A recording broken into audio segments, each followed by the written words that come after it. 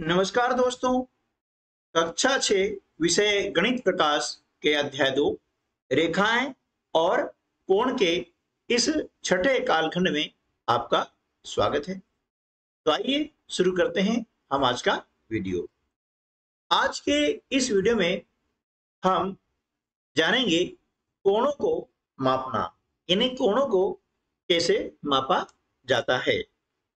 देखिए, जब हमने विभिन्न प्रकार के कोणों के बारे में जाना, न्यून कोण, समकोण और अधिक कोण, लेकिन इनको हम नापेंगे कैसे? तो उसके लिए क्या होता है कि हमारे जो गणितज्ञ हैं उन्होंने नापने की विधि के लिए एक इस प्रकार से वृत्त बनाया है और इस वृत्त का ये जो केंद्र है इसे बराबर बराबर 360 भागों में बांट दिया है।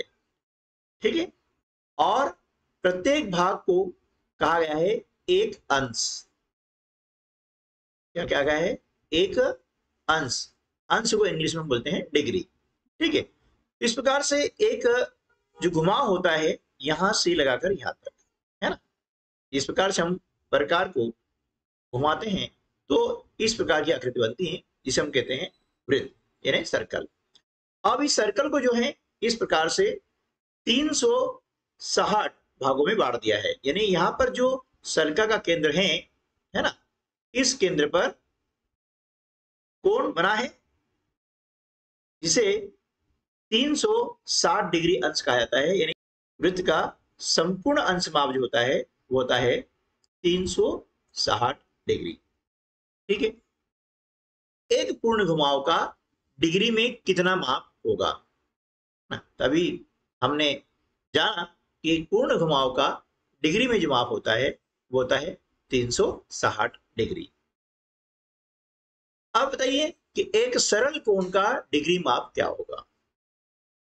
सरल कोण यानी एक सरल कोण होता है वह पूर्ण घुमाव का आधा होता है। अब देख रहे हैं यहां से यहां तक है, यदि इसको इधर मिला देंगे तो ये क्या हो जाएगा? आधा हिस्सा हो जाता है, यानी ये पूर्ण घुमाव क्या हो गया? आधा हो गया। तो पूर्ण घुमाव होता है 360 डिग्री का, है ना। तो सरल कोण कितना हो जाएगा? अब 360 के आधे होते हैं 180। तो इस प्रकार से हम कह सकते हैं कि एक सरल कोण पूर्ण घुमाव का आधा होता है। और हम डिग्री की बात करें तो सरल कोण होता है 180 डिग्री का।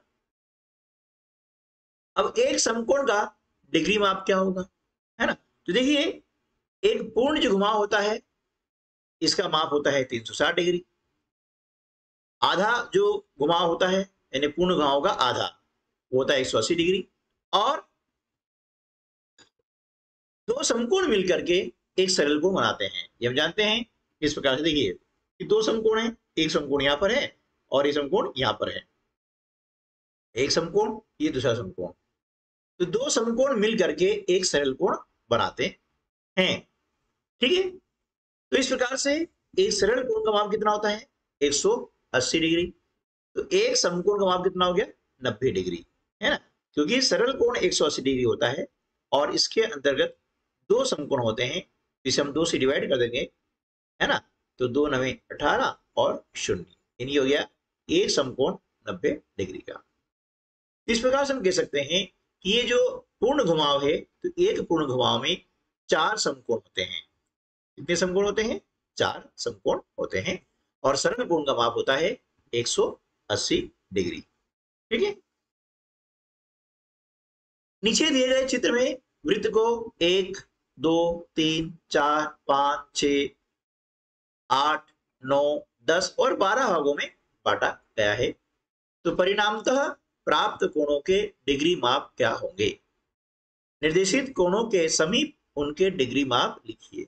देखिए, यहां पर आप देख रहे हैं कि विभिन्न प्रकार के वृत्त बने हैं और उन्हें अलग अलग भागों में बांटा गया है। तो हम देखेंगे कि इसमें जो प्राप्त कोण होते हैं उनके डिग्री माप क्या होंगे।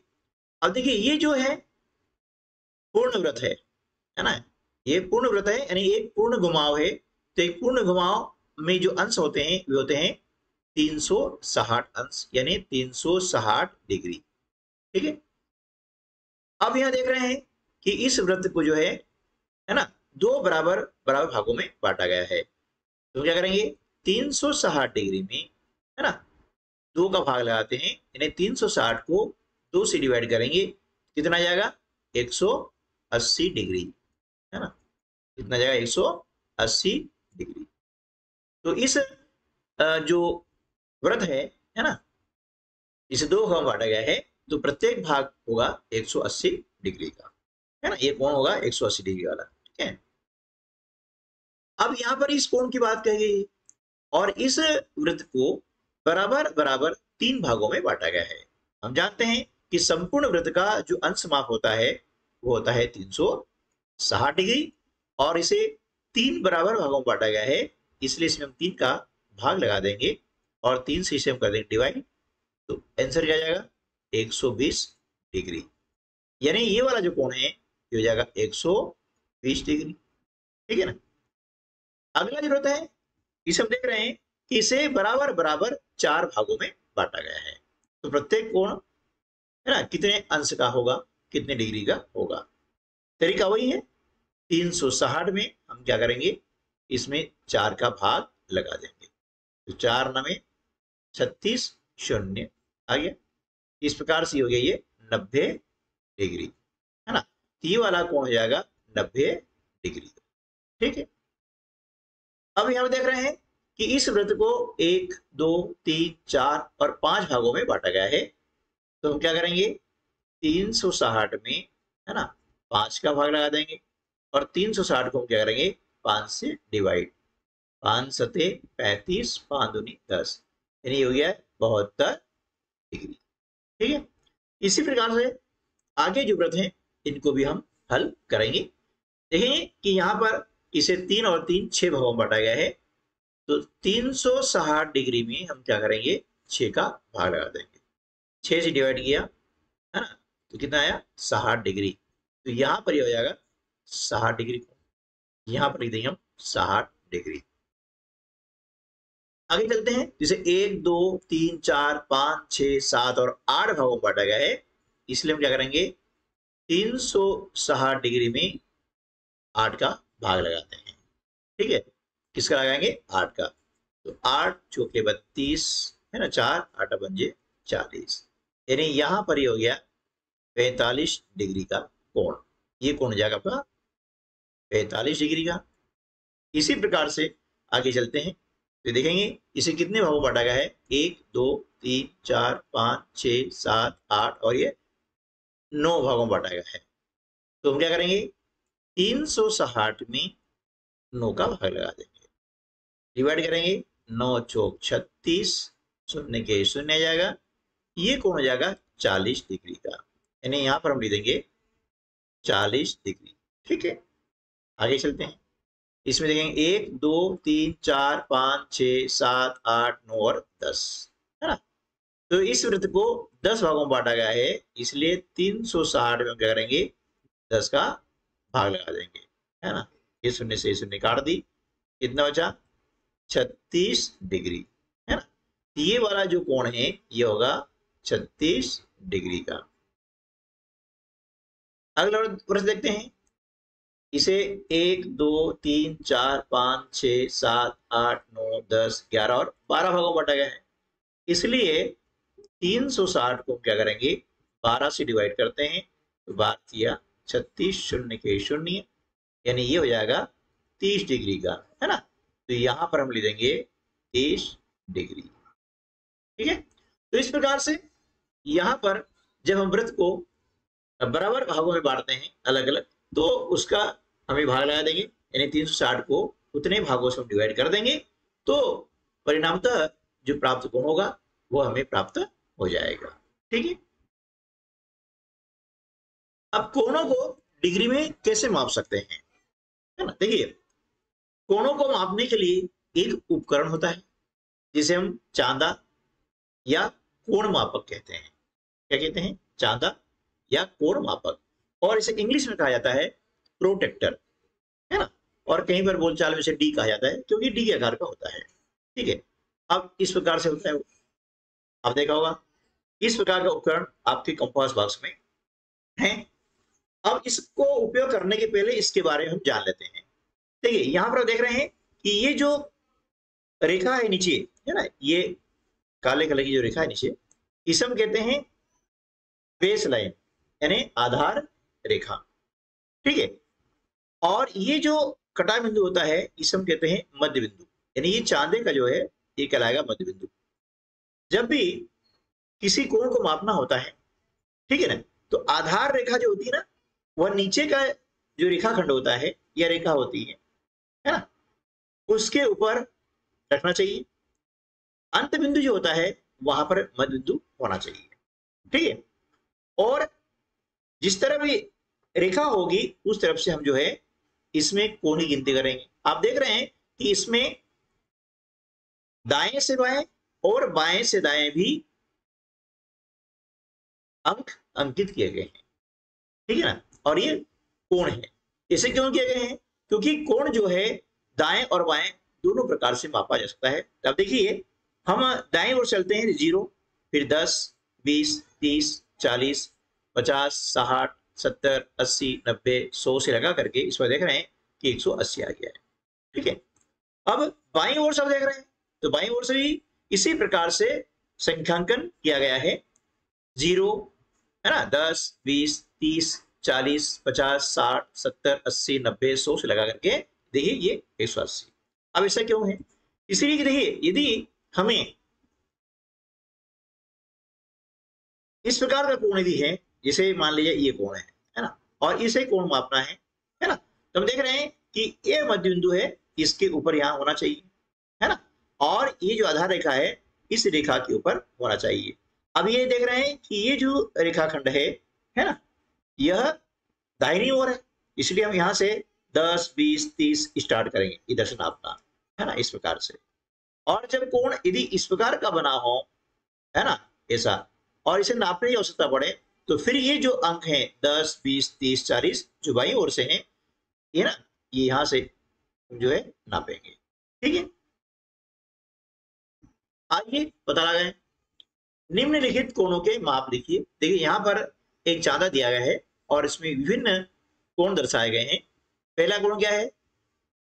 के ए एल। अब देखिए के कहाँ लिखा है? ये के है ना, अब देख रहे हैं ये के, ये एल है ना,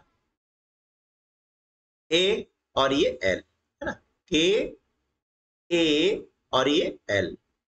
ठीक है, अब ये कोण कितने का है? देखिए अब ये जो किरण है और ये किरण है, इसके बीच का कोण हमें नापना है, यहां से यहां तक का।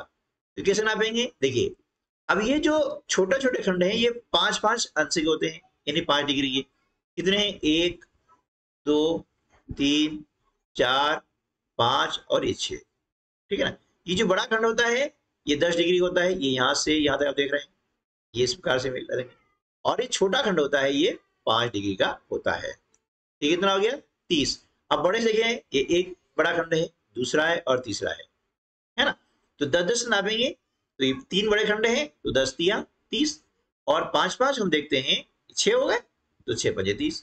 यानी इस प्रकार से यहाँ पर कोण ए है ना, के ए एल बराबर कितना हो गया? 30 डिग्री। अब इसके बाद में कोण डब्ल्यू ए एल। अब डब्ल्यू का है, देखिए ये डब्ल्यू है, ये ए और ये एल है ना, यानी ये वाला जो है ना किरण दिख रही है, ये वाले। अब इनके बीच देखेंगे, ये वाला कोण आपको नापना है, ये वाला कोण है ना। अब देखिए ये वाला कोण नापते हैं तो यहाँ पर बड़े जो खंड है वो कितने हैं? 1, 2, 3, 4 और ये 5 है। एक खंड 10 के बराबर है ना, तो क्या करेंगे? 5 में हम 10 का गुना करते हैं, ये 10 का पहाड़ा बोलते हैं। कितना आता है? 50 डिग्री। तो यहां पर जाएगा कोण WAL बराबर 50 डिग्री। ठीक है, अब तीसरा है T। देखिए T कहाँ है? ये लिखा T, T A और K, ये वाला है ना सबसे बड़ा ये, और यहाँ अब देखना है कि इसे हम कैसे नापेंगे। तो देखिए इसमें बड़े खंड देखते हैं कितने हैं? 1, 2, 3, 4, 5, 6, 7, 8, 9, 10, 11 और 12 बड़े खंड हैं। अब एक खंड में होते हैं 10 अंश, तो 12 में कितना हो गया, 120 अंश हो गए, है ना। तो यहां पर आ जाएगा कोण टी ए के बराबर 120 अंश या 20 डिग्री। ठीक है, क्लियर। चलिए, अब चित्र में दिए गए विभिन्न कोणों के नाम एवं उनके माप लिखिए। देखिए, यहां पर विभिन्न प्रकार के आपको कोण दिए गए हैं। अब इसे देखिए, यहां से चलते हैं, पी है ना, ये ओ और ये क्यू, देख रहे हैं, ये पी ओ और ये क्यू। ये कितना हो गया है, ये हो गया है 35 डिग्री का। देखिए यहाँ पर 10 20 30 और ये 5 35, है ना। क्योंकि यहाँ पर संख्यांकन किया हुआ है, संख्या है, तो हमें ज्यादा कुछ मतलब विशेष गणना करने की जरूरत नहीं होती है, सीधा देखेंगे तो आपको पता लग जाएगा, है ना। अब पिछले प्रश्न देखा था हमने कि वहां पर संख्या नहीं थी, तो हमने देखा था कि एक खंड 10 अंश का होता है, उसके हिसाब से हमने गणना करके कोण की माप ज्ञात कर ली थी। अब यहाँ पर हो गया है संख्यांकन, तो और आसान तरीका हो गया है ना। देखिए, अगला कोण क्या है, पी ओ आर, यहां तक है, ये वाला है ना, पी ओ आर। तब देख रहे हैं ये कि 90 के बाद 5 कितना होता है, 95, सीधा लिख दिया हमने, पी ओ आर बराबर 95 डिग्री। ठीक है ना। अब आगे पी ओ एस, यहां स्टार्ट करते हैं, पी ओ और ये एस, ठीक है ना। अब देखिए कितना हो गया। अब यहां पर ध्यान रखिएगा कि कोण इधर से नाप रहे हैं, पी तरफ से नाप रहे हैं ना, दाहिनी ओर से, तो ये संख्या हम दाहिनी ओर से गिनेंगे, ऐसा। अब यहां पर गलती नहीं करना है, तो 120 है, उसके बाद में 5 ही हो गया, 125 डिग्री। ठीक है, ये लीजिए कोण पी ओ एस बराबर 125 डिग्री। इसी प्रकार से अगला कोण है पी ओ टी, ये पी ओ टी, ध्यान रखिएगा, ये है 160 डिग्री का, ये ना, ये 10 20 30 40 50 60 से लगा के 160, ये हो गया कोण पी ओ टी बराबर 160 डिग्री। ठीक है। अब देखिए इसमें क्या है, और भी कोण बन सकते हैं, बहुत सारे कोण बन सकते हैं। देखिए यू है ना, ओ और टी, ये बन जाएगा कोण, है ना, यू ओ टी। अब ये कितना बना है, देखिए अब यू बाईं ओर है, ठीक है, और बाईं ओर का कोण हमें नापना है, ये वाला कोण नापना है। तो क्या करेंगे, जो बाईं ओर से संख्या लिखी गई है इसको देखेंगे, तो देखिए 10 और ये 20, यानी ये कोण हो गया 20 डिग्री का, ठीक है ना। ये कोण कितना हो गया, 20 डिग्री का। इसी प्रकार से अगला यदि कोण देखें, यू ओ एस, है ना, कोण यू ओ एस बाईं तरफ से, तो ये देखिए ये कोण भी बाईं तरफ है, इसलिए हम क्या करेंगे कि बाईं ओर से जो संख्या लिखी हुई है इसको गिनेंगे, 10 20 30 40 50 और ये हो गया 55, 50 और 5 55, है ना, ये लगेंगे, लिख देंगे हम 55 डिग्री। ठीक है, इसी प्रकार से U O R, U O Q और यू ओ पी भी हम लिख सकते हैं, ठीक है ना। चलिए यार देखना, ये मैथ के क्वेश्चन सॉल्व ही नहीं हो रहे हैं, समझ नहीं आ रहा क्या करूं। अरे भाई, तुझे परेशान होने की जरूरत नहीं है, तो YouTube पर सक्सेस स्टडी बालोदा चैनल को सर्च कर। इस चैनल पर मैथ, साइंस, इंग्लिश आदि के साथ ही NMMS परीक्षा, नवोदय विद्यालय प्रवेश परीक्षा, ओलंपियाड सहित विभिन्न कंपटीशन परीक्षाओं की तैयारी हेतु मॉक टेस्ट, मॉडल पेपर आदि उपलब्ध करवाते हैं। चैनल 1, जानकारी अनेक। अधिक जानकारी के लिए सक्सेस स्टडी बालोदा को विजिट करें। तो आज की वीडियो में बस इतना ही, मिलते हैं अगली वीडियो में, तब तक के लिए नमस्कार, जय हिंद।